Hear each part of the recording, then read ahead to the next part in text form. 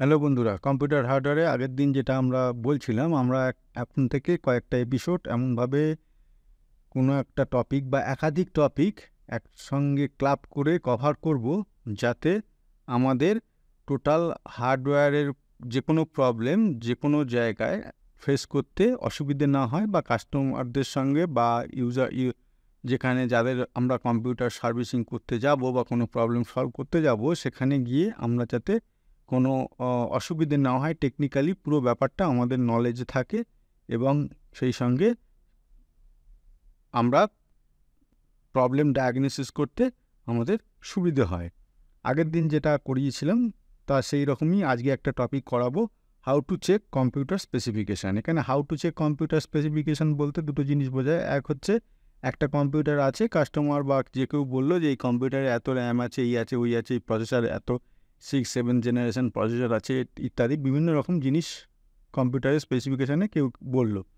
এখন আমরা সেটা কিভাবে চেক করব, যে কিভাবে কোথায় চেক করতে হয় বা কিভাবে কোথায় দেখে নিতে হয় যে হ্যাঁ যেগুলো বললো সেইগুলো ঠিক আছে কিনা। আর একটা হয় যেটা আমরা ধরো মনে করো কোনো কম্পিউটার কিনতে গেলাম, নতুন কম্পিউটার কিনতে গেলাম, আমাকে তো দোকানদার তো বলতেই পারে যে এইটা এই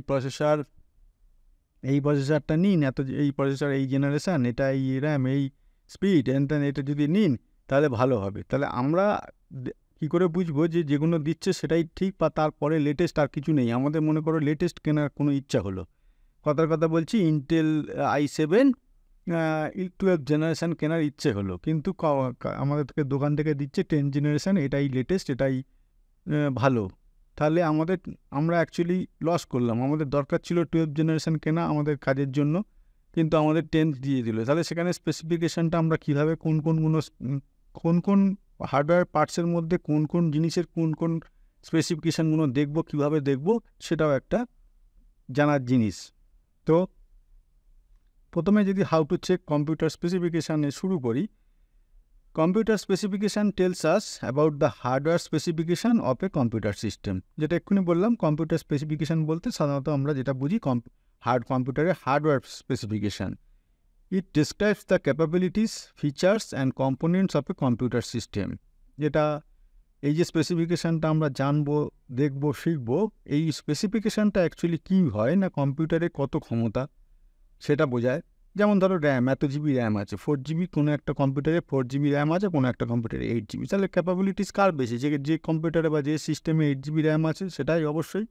ফিচার্স, কী কী ফাংশান বা কী কী এখানে ফিচার্স আছে। ধরো একটা মাদারবোর্ড কিনলাম, সেখানে এই ফিচার্স আছে, আর একটা মাদারবোর্ড দেখা যাচ্ছে তার চেয়ে আরও অনেক বেশি ফিচার্স আছে। তাহলে যার বেশি ফিচার্স তার বেশি ক্ষমতা। And components of a computer system, যা কারোর হয়তো অ্যাডভান্স গ্রাফিক্স কার্ড লাগানো আছে, কারোর নেই। তাহলে যার লাগানো আছে তার আরও অনেক বেশি গ্রাফিক্স রিলেটেড বা কোনো ভিডিও রেন্ডারিং রিলেটেড ওই ধরনের কাজ ভালো করা যাবে। তো এইটা পুরো জিনিসটা কম্পিউটার স্পেসিফিকেশান এই সব পুরো জিনিসটাকে কভার করে। And from this features we can know the CPU speed জানা যেতে পারে কম্পিউটার স্পেসিফিকেশান থেকে। র্যামের স্টোরেজ কত, তার ক্যাপাসিটি সেটা জানাতে পারে, কি মডেল আছে সেটা জানাতে পারে, মাদারবোর্ডের মডেল, এসবগুলো। অ্যান্ড আদার সিস্টেম কম্পোনেন্টস, এবং আর যার ধরো হার্ড ডিস্ক কী লাগানো আছে, ডিসপ্লে কী লাগানো আছে, নেটওয়ার্ক কার্ড কী লাগানো আছে, সব কিছু এটা কভার করবে। And all these specifications are required when we want to purchase a computer or laptop as per our need and to do our job accordingly. এই স্পেসিফিকেশানগুলো কখন লাগবে? যখন আমরা কোনো একটা কম্পিউটার বা কোনো একটা ল্যাপটপ নতুন কিনতে যাব, আমাদের কাজের প্রয়োজন অনুযায়ী আমরা যা কাজ করব, কেউ হয়তো শুধু গেম খেলবে, কেউ হয়তো সেখানে গ্রাফিক্সের কাজ করবে, কেউ হয়তো ওখানে ভিডিও রেন্ডারিং করবে, কেউ হয়তো নর্মাল ওয়ার্ড এক্সেল মানে অফিসিয়াল জব করবে। তাহলে এক একজনের নিড এক এক রকম, সেই অনুযায়ী আমাদের কম্পিউটার স্পেসিফিকেশানও পাল্টে যাবে। কারণ শুধু Word Excel PowerPoint official job করার জন্য কেউ advance graphics card, 8 GB RAM এইসবগুলো দরকার পড়ে না। তাহলে অ্যাজ পার আওয়ার নিড আমরা যা কাজ করব সেই অনুযায়ী আমরা এই স্পেসিফিকেশানগুলো দেখে নেবো, জেনে নেবো, বুঝে নেব।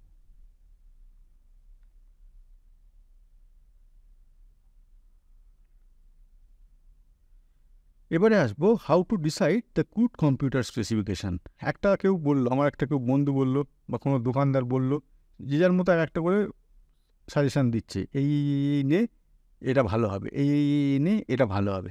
তাহলে আমরা কী করে বুঝবো যে ভালো কম্পিউটার স্পেসিফিকেশন বলতে কোনগুলো আমাদের দেখতে হবে, কোনগুলো আমাদের জানতে হবে, কোনগুলো আমাদের নিতে হবে, সেইগুলো আমরা 1 by 1 দেখব।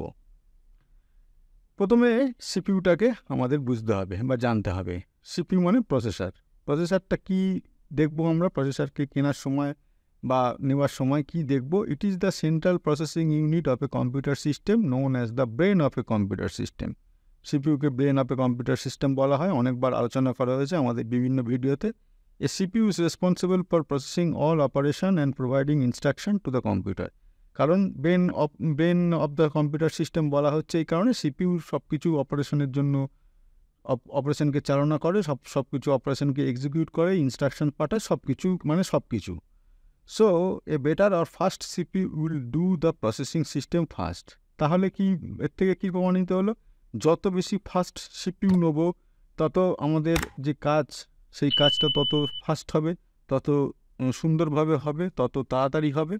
তাহলে সিপিইউ দেখতে গেলে, সিপিইউ নিতে গেলে, সিপিইউ যদি আমাদের কিনতে হয়, তাহলে যে সিপিইউটা আমাদের, অবশ্যই আবার বলছি, আমাদের কাজের এক একজনের কাজের এক এক রকম, যে কাজটা আমরা করছি সেই অনুযায়ী সবচেয়ে ভালো সিপিইউ স্পিড ওলা, তার স্পিড বেশি, তার ফিচার্স বেশি, এরকম সিপিইউ নেবো আমরা যখন মার্কেট থেকে নেবো বা কিনবো, তখন সেটা সেই হিসেবে দেখে নেবো। যে আমাদের গেম খেলবো তাহলে আমাকে এই সিপিইউ নিতে হবে। এবার ওখানে লেখা থাকে সিপিইউ এর যে ফিচার্সে ওখানে লেখা থাকে যে এটা best for this, best for this, best for this, এরকম এক একটা সিপিইউতে কোনোটায় গেমের জন্য লেখা থাকবে, কোনোটায় ভিডিও রেন্ডারিং বা গ্রাফিক্স কার্ডের প্রসেসিংয়ের জন্য যে ভালো কাজ হয় সেই সবের জন্য লেখা থাকবে। এরকমভাবে এক্সট্রা ফিচার কিছু লেখা থাকে যেগুলো একটার সঙ্গে আর একটা মেলে না, বা আমাদের নেটে সার্চ করলেও পেয়ে যাব যে এই i7 5th জেনারেশনটার সঙ্গে i7 9th জেনারেশনের কী পার্থক্য, ওখানে দেখিয়ে দেবে। কিছু না কিছু খুব অল্প হলেও কিছু পার্থক্য থাকে। তাহলে এই পার্থক্যগুলো দেখেও আমরা ডিসিশন নিতে পারি যে কোনটা আমাদের পক্ষে সুইটেবল হবে, সেই অনুযায়ী আমরা কিনবো। মেনলি সিপিইউ স্পিডটা এখানে খুব ভালো ম্যাটার করে, খুব বেশি ম্যাটার করে।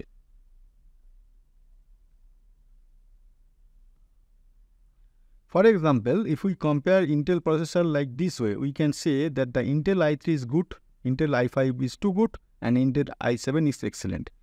এখানে ভার্সান অনুযায়ী যারা তোমরা কাজ করো বা যারা তোমাদের এই সম্বন্ধে জানো, তারা জানো যে ইন্টেল i3 পুরনো, তারপরে বেরিয়েছে ইন্টেল i5, তারপরে বেরিয়েছে ইন্টেল i7। সুতরাং এর যা স্পিড হবে এর তার চেয়ে বেশি হবে, এর তার চেয়ে বেশি হবে। এখানে এর যাতে স্পিড হবে তার চেয়ে বেশি হবে, এখানে এর আবার তার চেয়ে আরও বেশি হবে স্পিড। সুতরাং আমি যদি হাই স্পিডের সবচেয়ে লেটেস্ট যেটা চাই, তাহলে আমি অবশ্যই এটাকে চুজ করতে হবে। এর আবার জেনারেশন আছে, first generation, second generation, third generation. এখানে দেখো, এখানে যেমন 9th জেনারেশন লেখা আছে, ঠিক আছে, এখানে এটা 7th জেনারেশন লেখা আছে। তার মানে লাস্ট যে জেনারেশনটা মার্কেটে এসেছে বা মার্কেটে চলছে, সেটা আমি যদি সবচেয়ে বেশি স্পিডওয়ালা সিপিইউ নিতে চাই, তাহলে সেটা নিতে হবে। Maybe Intel i7 is a little expensive and suitable for designers or gamers for designing software and gaming, whereas Intel i5 provide good speed and under budget, and Intel i3 is a cheapest among the three. সুতরাং যার features সবচেয়ে বেশি সে তো দামি হবেই। Intel i7 স্পিডও বেশি, ফিচার্সও বেশি, সুতরাং এ সবচেয়ে বেশি দামি এবং এখানে গেম খেলা যাবে বা ডিজাইনিংয়ের কাজে পারপাসে ব্যবহার করা যাবে। তার চেয়ে একটু কম দামি হচ্ছে Intel i5। Intel i5 provide good speed and under budget, এবং বাজেটের মধ্যেই, আমাদের বাজেটের মধ্যেই থাকবে। আর ইন্টেল i3 যে চিপেস্ট, এটা হচ্ছে সবচেয়ে বেশি চিপেস্ট, ঠিক আছে। তা এর স্পিড দুটোর তুলনায় কম, ফিচার্সও দুটোর তুলনায় কম। যত দিন যাবে তত এর ভার্সান আপগ্রেড হবে, তত বেশি স্পিড হবে, তত বেশি ফিচার হবে, তত বেশি ফাস্ট হবে, সোজা কথা।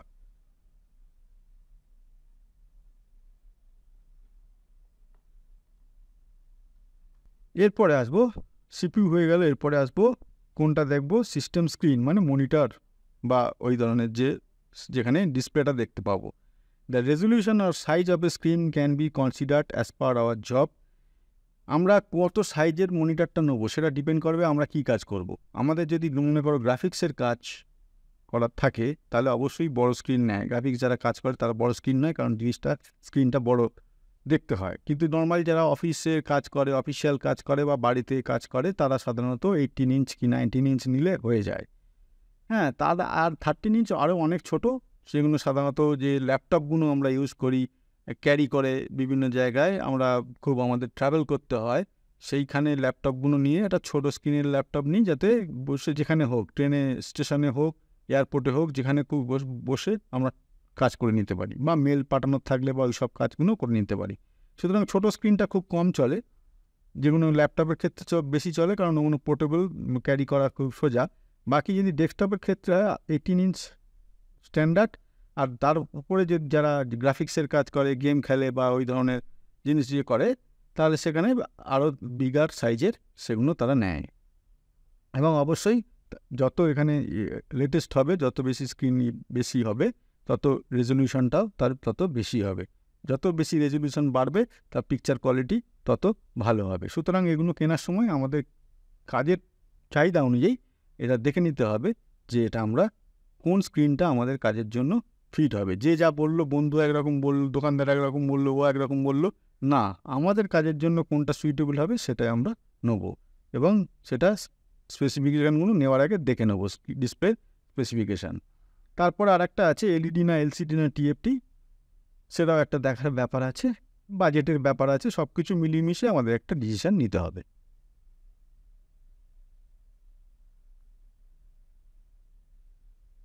এরপরে যেটা আসবো, RAM, storage unit, random access memory. এগুলোর ডিটেলস পড়াচ্ছি না, কারণ এগুলোর ডিটেলস অনেক বেশি, অনেকবার করে হয়ে গেছে। আমরা শুধু মেন এখানে যেটা আমাদের টপিক, সেইটার রিলেটেড যেটুকুনি পড়ানো সেটুকুনি পড়াচ্ছি। Is responsible for executing the programs and application. জানো, টেম্পোরারি মেমোরিতে সমস্ত কিছু ডাটা বা ইনফরমেশানগুলো ডাউনলোড থাকে, সেখানেই প্রসেসিং হয়, সেখানেই এক্সিকিউট হয়। ইট ইজ অ্যাভেলেবেল ইন গিগাবাইটসে এখন পাওয়া যায়। 4GB, 8GB, এগুলো স্ট্যান্ডার্ড এখন মার্কেটে চলছে। সাধারণত নর্মাল কাজের ক্ষেত্রে 4GB হয়ে যায়, আর একটু যারা হাইফাই কাজ করে, গ্রাফিক্স বা ওই ধরনের, তারা 8GB প্রেফার করে।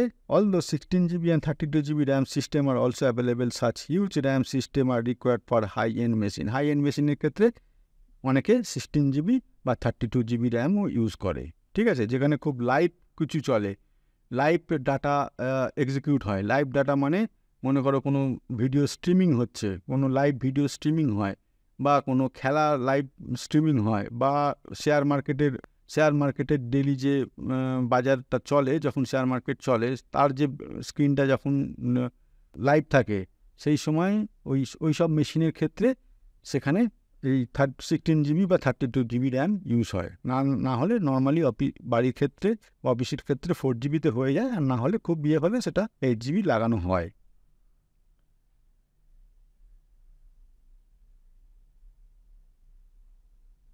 এরপরে আসবো স্টোরেজ স্পেস। স্টোরেজ স্পেসটা কি? There are 2 option for storage, সবাই জানি, এক হার্ড ডিস্ক এবং সলিড স্টেট ড্রাইভ, SSD যেটাকে বলে। The use of hard disk, সাধারণত আমরা বাড়ির ক্ষেত্রে বা অফিসের ক্ষেত্রে অ্যাটলিস্ট 1 TB হার্ড ডিস্ক লাগাই, অ্যাটলিস্ট, কারণ 500 MB এখন আর পাওয়া যায় না, আর লাগাইও না।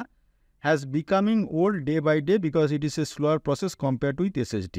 হার্ড ডিস্ক এখন লাগানোর চল আস্তে আস্তে কমে যাচ্ছে, যদিও এখনও ইউজ হচ্ছে, ভালোই রকমের ইউজ হচ্ছে, কিন্তু আস্তে আস্তে এটা কমে যাচ্ছে, কারণ এটার প্রসেসিং টাইমটা অনেক নেয়। এখান থেকে কোনো ডাটা ডাউনলোড হওয়া বা এখানে আপলোড হওয়া, এটা হয় কেন, সেটা আমরা অনেক আগের ভিডিওতে কম্পিউটার হার্ডওয়্যার এই কোর্সের মধ্যেও করিয়েছি, সেখান থেকে একটু দেখে নিতে হবে ভিডিওটা। তার তুলনায় এখন যেটা মার্কেটে চলছে SSD, সলিড স্টেট ড্রাইভ, এটা অ্যাটলিস্ট 256GB থাকে, যেখানে একটাই পার্টিশান করে সাধারণত অপারেটিং সিস্টেমে না অন্যান্য অ্যাপ্লিকেশান সফটওয়্যারগুলো লোড করা হয়। এটা খুব ফাস্ট বলে বুটিংটা খুব তাড়াতাড়ি হয়, এবং যে কোনো জিনিস প্রসেস তাড়াতাড়ি হয়, ডাটা ডাউনলোড আপলোড তাড়াতাড়ি হয়। Is the new storage type that stores data on a memory chip and it is A ফাস্টার process. Apart from these two storage types, we can use cloud storage that provides huge storage specification for storing files. সাধারণত আমরা যেমন জিমেলের ড্রাইভে যদি রাখি, সেটা তো ক্লাউডে থাকে, তাহলে সেটা 15GB পর্যন্ত ফ্রি পাওয়া যায়, সেটা আমরা ইউজ করতে পারি ক্লাউড স্টোরেজ হিসেবে। বা আরও যেগুলো পারচেস করতে হয়, iCloud বলো বা অন্যান্য যেগুলো বলো আছে, সেগুলো পারচেস করতে হয়, সেগুলো আমরা করতে পারি। কিন্তু মেনলি হার্ডওয়্যার হিসেবে এই নর্মাল SATA হার্ড ডিস্ক অথবা এসএসডি ইউজ করা হয়। তাহলে কেনার সময় আমাদের দেখে শুনে হয়তো একটা 250 জিবি এসএসডি কিনলাম, যেখানে অপারেটিং সিস্টেম আর আমাদের বাকি যে অ্যাপ্লিকেশন সফটওয়্যারগুলো আছে, মাইক্রোসফট অফিস ইত্যাদি, অ্যাক্রোব্যাট এইসবগুলো, সেগুলো লোড করে রাখবো। আর সঙ্গে একটা 1 টিবি হার্ড ডিস্ক কিনলাম, যেখানে আমরা ডাটা বা ইনফরমেশানগুলো বা ফাইলগুলো রাখবো। তার ফলে কী সুবিধা হলো, যেহেতু অপারেটিং সিস্টেম এবং অ্যাপ্লিকেশন সফটওয়্যার এসএসডিতে লোড করা থাকলো, তাহলে ওটা থেকে তাড়াতাড়ি প্রসেস হবে, বুট হবে, আর বাকিগুলো নর্মাল ওখানে হার্ড ডিস্কে থাকবে। তাহলে কেনার সময় আমরা দুটো কিনতে পারি, একটাতেও চলে যায় যদি খুব বেশি আমাদের বাজেট পারমিট করে, তাহলে একটা এসএসডি কিনবো প্রাইমারি হিসেবে, ওটাকে ইনস্টল করব, আর একটা হার্ড ডিস্ক কিনবো এসএসডি হার্ড ডিস্ক। এসএসডিটা প্রাইমারি আর সাটা হার্ড ডিস্কটা আমরা সেকেন্ডারি হিসেবে ইউজ করব। এটা তাহলে একটুখানি আমাদের দেখে কিনতে হবে। এবারে আসবো গ্রাফিক্স কার্ড। এই গ্রাফিক্স কার্ডটা সব সাধারণত অফিস বা বাড়ির নর্মাল কাজের ক্ষেত্রে গ্রাফিক্স কার্ড আলাদা করে লাগানো হয় না।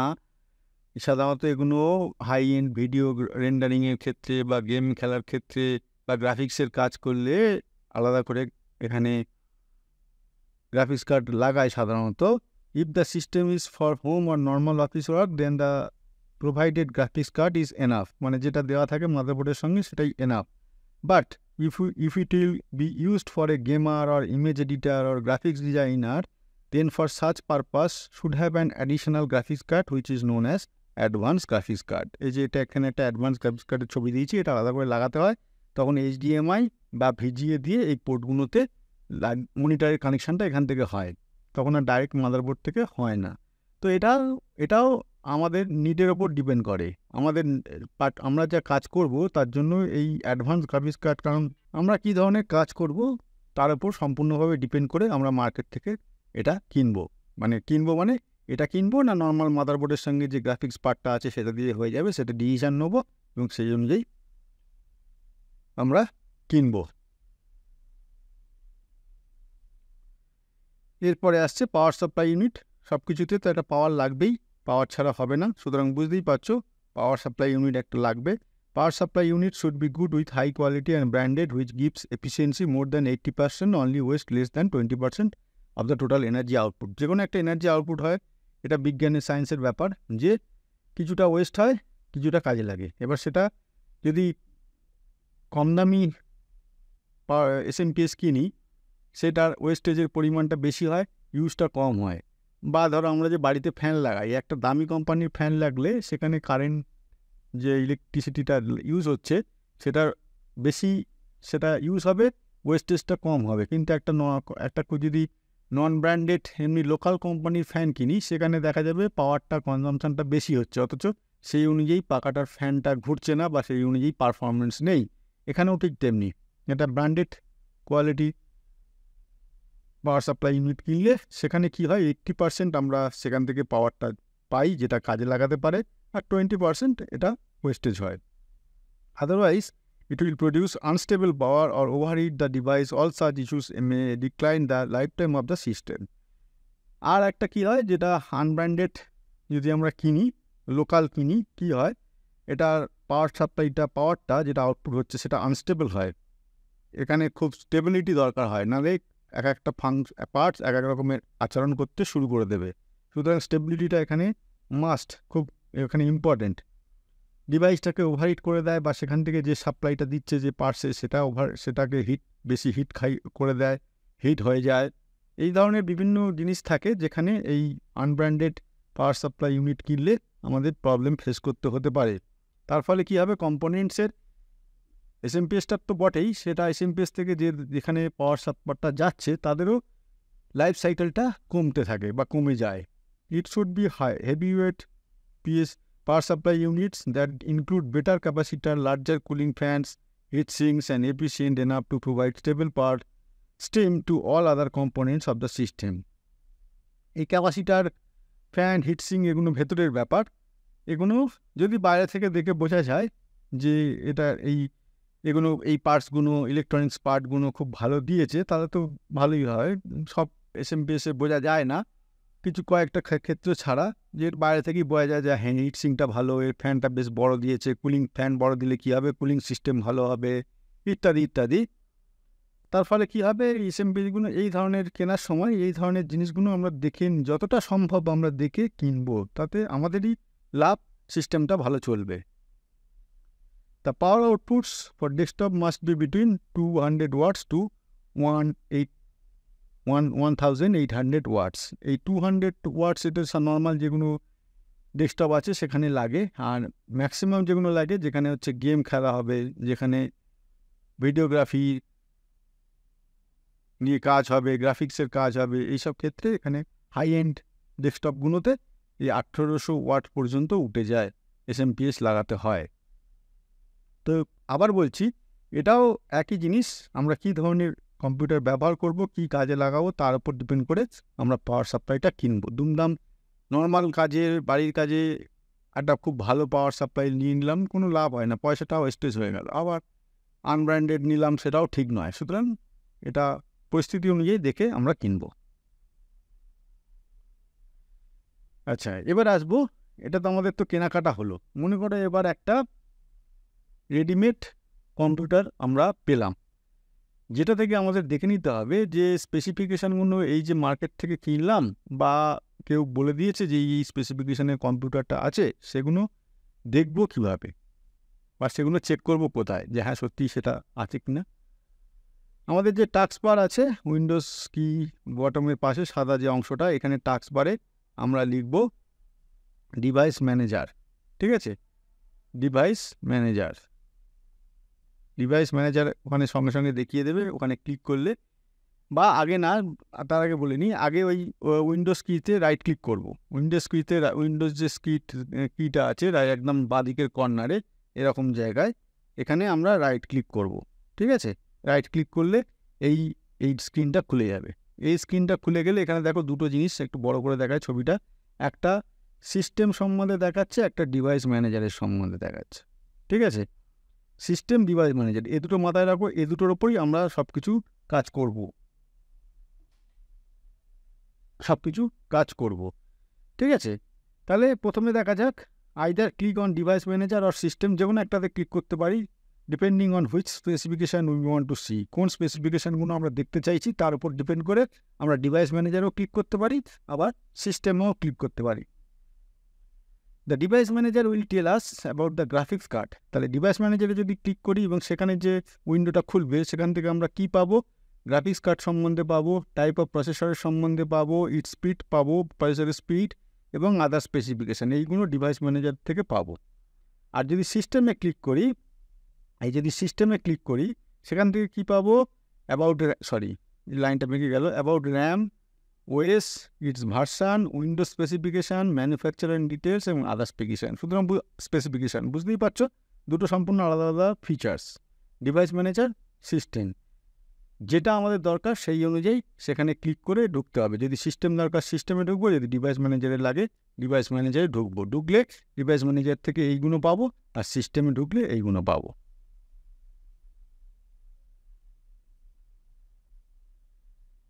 এবার একটা একটা করে দেখাই, যেটা এখানে প্রথমে বলছিলাম, ওই সাদা যে অংশটা, ওখানে ডিভাইস ম্যানেজারে লিখলে ডিভাইস ম্যানেজার এসে যাবে এবং ডিভাইস ম্যানেজারে ক্লিক করলে এই উইন্ডোটা খুলে যাবে। ঠিক আছে, দেখো এখানে ডিভাইস ম্যানেজার, ঠিক আছে, এই উইন্ডোটা খুলে যাবে। এখানে আমাদের ডিভাইস ম্যানেজার কথাটার মধ্যেই এটা আছে, ডিভাইসের ম্যানেজার, ডিভাইস কি আছে তার মানে এখান থেকে সব দেখতে পাবো। এ দেখো, audio, Bluetooth, computer, disk drive, display adapter, DVD, human interface device, keyboard, ID, mouse, pointer, network adapter, portable, এগুলো সব যত হার্ডওয়্যার ডিভাইস আছে সেখান থেকে ডিভাইস ম্যানেজার থেকে পাবো। এবার তুমি বলবে এখান থেকে শুধু নামগুলো দেখাচ্ছে, ডিটেলস কীভাবে পাবো? ডিটেলস পাবো, এই যে অ্যারোগুলো আছে না, এই অ্যারোগুলো আছে, এই যে এখানে এই এরকম অ্যারো আছে, এই অ্যারোতে যদি আমরা ক্লিক করি পার্টিকুলার একটা কোনো, এগুলো তো হেডলাইন, মানে এগুলো এখানে আছে, এবার সেটা কি ম্যানুফ্যাকচারার, কি তার ফিচার্স, কি প্রপার্টিস, সেগুলো দেখতে গেলে যে কোনো অ্যারোটা ক্লিক করব, সেখানে দেখিয়ে দেবে। মনে করো নেটওয়ার্ক অ্যাডাপ্টার্সে আমরা ক্লিক করেছি, এই যে নেটওয়ার্ক ক্লিক করেছি, এই যে নেটওয়ার্ক অ্যাডাপ্টার সমস্ত কী আমরা এখানে যে লাগানো আছে, আমাদের মাদারবোর্ডে হোক বা আলাদা করে হোক লাগানো আছে, সে কী স্পেসিফিকেশানে আছে, পুরো লিস্টটা আমাদের সামনে তুলে ধরলো। এরকম প্রত্যেকটা জিনিসের আমরা যেটা দেখতে চাইবো ওই অ্যারোতে ক্লিক করলে প্রত্যেকটা জিনিসের আমরা এখানে দেখতে পাবো, তার ডিটেলসটা দেখতে পাবো ভেতরে।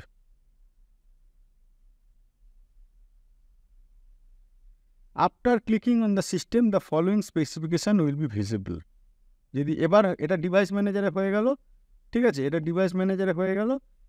এবার আচ্ছা, এখানে একটা বলে নিই, এটা কোনো একটা ধরো এখানে ইয়েলো কালার হয়ে আছে, এখানে দেখবে স্টার্টিংয়ে ইয়েলো কালার দেখাবে, তার মানে সেটা বুঝতে হবে যে তার ডিভাইস ড্রাইভারটা প্রপারলি লোড হয়নি বা কোনো কারণে কনফ্লিক্ট হচ্ছে আমাদের হার্ডওয়্যারের সঙ্গে সিস্টেমের, ঠিক আছে। সেই ডিভাইস ড্রাইভারটা যদি কোনো একটা ডিভাইসের পাশে এখানে এরকম ইয়েলো কালার, এটা তো রেড কালার, ইয়েলো কালারের হয়ে থাকে, তাহলে সেটাকে আনইনস্টল করে আবার ইনস্টল করতে হবে, নাহলে সেই পার্টসটা প্রপারলি ফাংশন করবে না। মনে করো কিবোর্ড বা মনে করো এখানে নেটওয়ার্ক অ্যাডাপ্টার খুলেছি, নেটওয়ার্ক অ্যাডাপ্টার দিয়ে দেখাই, এই নেটওয়ার্ক অ্যাডাপ্টারে কোনো একটা আইটেমের পাশে এখানে ইয়েলো হয়ে আছে, ঠিক আছে, ইয়েলো হয়ে আছে। কি করব আমরা, এটাকে সিলেক্ট করব, সিলেক্ট করলে এর প্রপার্টিস পেয়ে যাব, সিলেক্ট করলে দেখবে এখানে হচ্ছে প্রপার্টিস, আরেকটা যে উইন্ডো আসবে সেখানে প্রপার্টিস পেয়ে যাব। প্রপার্টিস পেলে সেখান থেকে গিয়ে দেখবে ওখান থেকে ডিভাইস ড্রাইভারটা লোড করা আছে, সেখান থেকে ডাইরেক্টলি বা এর ওপরেই যে কোনো একটার ওপরেই রাইট ক্লিক করলে ওখানে আনইনস্টল ড্রাইভার বলে অপশান আসবে, সেইখান থেকে আনইনস্টল করে দিলেই ওটা আনইনস্টল হয়ে যাবে। পরের বার একবার রিফ্রেশ করে সেটাকে ইনস্টল করে নিতে হবে। এটা যদি নেট কানেকশান থাকে অটোমেটিক্যালি নেট থেকে ডাউনলোড হয়ে যাবে, আর যদি আমাদের কাছে ম্যানুয়াল ড্রাইভার থাকে আমাদের হার্ড ডিস্কে বা সিডিতে, সেখান থেকে লোড করে নিলেও হয়ে যাবে। মোট কথা ওই ইয়েলোটা দাগটা তুলতে হবে যে কোনোভাবে হোক, নাহলে ওই ডিভাইসটা প্রপারলি ফাংশন করবে না। এবার সিস্টেমে ঢুকবো। After checking on the system the following, সিস্টেমে ক্লিক লিখলাম, ওখানে সিস্টেম লিখলাম, এই যে টাস্ক বারে এখানে যে টাস্ক বারটা আছে ওখানে সিস্টেম লিখলাম, সিস্টেম লিখলে এন্টার করলে এই উইন্ডোটা খুলে গেল। দেখো যা আমরা এখানে কি বলেছিলাম, সিস্টেমে কি পাবো, RAM, OS, it's version, window specification, manufacturing details, other specification. দেখো মেলে কিনা এখানে, ঠিক আছে, র্যাম, ঠিক আছে, ডিভাইস আইডি, এখানে কি প্রসেসর আছে, প্রোডাক্ট আইডি, ওএস কি আছে, ঠিক আছে, এই সব এখান থেকে পেয়ে যাব।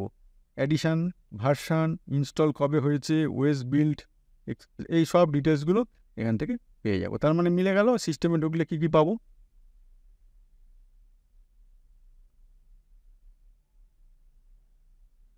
Scroll down and entire device related Windows related specification you can go through.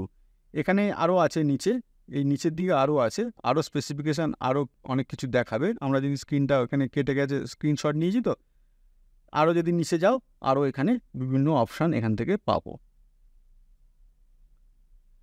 Again open the task manager, open the task manager by pressing control alter delete. Keyboard থেকে একসঙ্গে কন্ট্রোল বটনটা, অল্টার বটনটা, ডিলিট বটনটা press করলে task manager আসবে। সেখান থেকে আবার সেম সিপিইউ এর, র্যামের সব কিছু স্পেসিফিকেশান পেতে পারি। এটা একটা পদ্ধতি দেখালাম, আর একটা পদ্ধতি দেখাচ্ছি, or can directly open it by searching on the search bar. দেখো এই টাস্ক ম্যানেজারে আসলো, এখানে দেখো সিপিইউ, মেমোরি, ডিস্ক, নেটওয়ার্ক সব কিছু দেখাচ্ছে। এখান থেকে যদি এই যে প্রথমে এটা প্রসেসটা হাইলাইট হয়ে থাকবে, প্রসেসটা থেকে আমাদের কোথায় যেতে হবে, পারফরমেন্সে যেতে হবে। এই প্রসেসটা থেকে পারফরমেন্স ট্যাবটা ক্লিক করতে হবে। পারফরমেন্স ট্যাবটা ক্লিক করলে দেখো এখানে সিপিইউ দেখিয়ে দিয়েছে, মেমোরি, ডিস্কের আবার যত ভাগ আছে, এখানে ইথারনেট, জিপিইউ যদি থাকে জিপিইউ, হ্যাঁ, এখানে দেখো এখানে সিপিইউ এর স্পিড এই মুহূর্তে কত, এই সব কিছু এখানে, তার ভার্সান কত, এখানে সব দেখিয়ে দেবে। সেম আমি যদি এটা মেমোরিতে ক্লিক করি সেম জিনিস দেখাবে, যদি ডিস্কে ক্লিক করি তার স্পেসিফিকেশানগুলো দেখুন সাইডে দেখিয়ে দেবে। তাহলে দুভাবে দেখা যায়, যেটা আমাদের খুশি। এটা দেখলে কি হয়, সিপিইউটা এই মুহূর্তে কীরকম কাজ করছে, মেমোরিটা দেখলে কি হয়, র্যামটা এই মুহূর্তে কীরকম কাজ করছে, সে সব শুধু ওটা দেখতে পাওয়া যায়। L1 ক্যাশ, L2 ক্যাশ, সব এখানে ডিটেলস এখানে দেখিয়ে দিচ্ছে। দেখো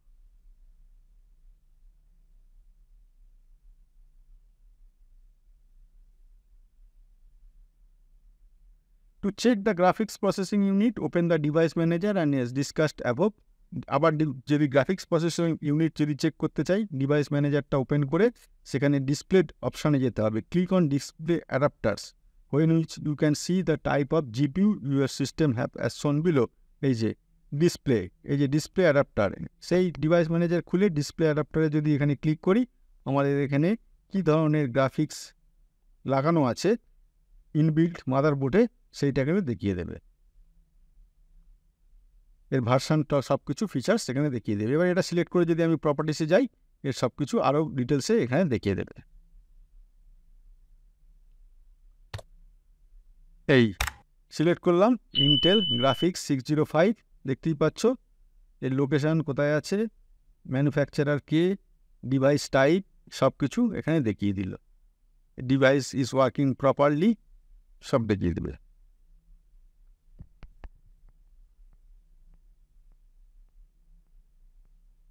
Checking the local storage space. To check the system local storage space, go to this PC and on the screen under each drive, local drive C or other, see the used storage specification on the provided space. My PC তে যাব বা this PC তে যাব, ওখানে গেলে hard disk যতগুলো partition করা আছে সবকটা দেখিয়ে দেবে, সি ডি ই সব দেখিয়ে দেবে।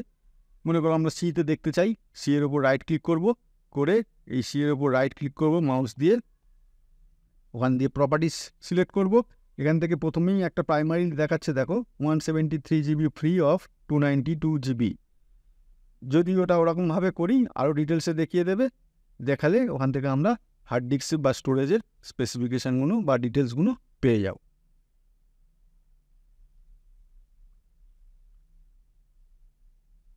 এরপরে আসবে checking the system motherboard and other specification. মাদারবোর্ডের এবং আদার স্পেসিফিকেশানগুলো কোথা থেকে পাবো? Open the system information by searching on the search bar. You will see the system summary panel present on the left side of the screen. System information কথাটা লিখতে হবে task বারে গিয়ে, সিস্টেম ইনফরমেশান, ঠিক আছে? সিস্টেম ইনফরমেশান লিখে এবং select করে এন্টার করলে সিস্টেম সামারি বলে যে ডায়লগ বক্সটা খুলবে, এই ডায়লগ বক্সটা খুলবে, ঠিক আছে? এখান থেকে দেখো সিস্টেম সামারি, এখন যেটা আমরা আছি সেখানে হচ্ছে সিস্টেম ইনফরমেশানের মধ্যে সিস্টেম সামারি। সিস্টেম সামারিতে আমাদের টোটাল এখানে সব জিনিস দেখিয়ে দিচ্ছে, ওএস নেম দেখাবে, ভার্সান দেখাবে, আদার ওএস ডেসক্রিপশান যদি কিছু থাকে, নেই বলে এখানে নট অ্যাভেলেবেল দেখাচ্ছে। Manufacturer Microsoft, office system name office, Lenovo, manufacturer মানে যে হার্ডওয়্যারটা লাগানো আছে সেটা হচ্ছে লিনোভো আছে, এরকম করে সমস্ত এখান থেকে জিনিসগুলো পেয়ে যাবে। বায়োস মোড, কি বায়োস মোড আছে, লিগাসি না ইউএফই, সব এভরিথিং এর নিচে আরও আছে, সমস্ত কিছু পেয়ে যাবে। সেম জিনিস এটা তো সামারি, সিস্টেম সামারি হিসেবে দেখলাম। যদি আলাদা আলাদা করে দেখতে চাই, হার্ডওয়্যার রিসোর্সে ক্লিক করব, কম্পোনেন্টসে ক্লিক করব, সফটওয়্যার এনভায়রনমেন্টে ক্লিক করব।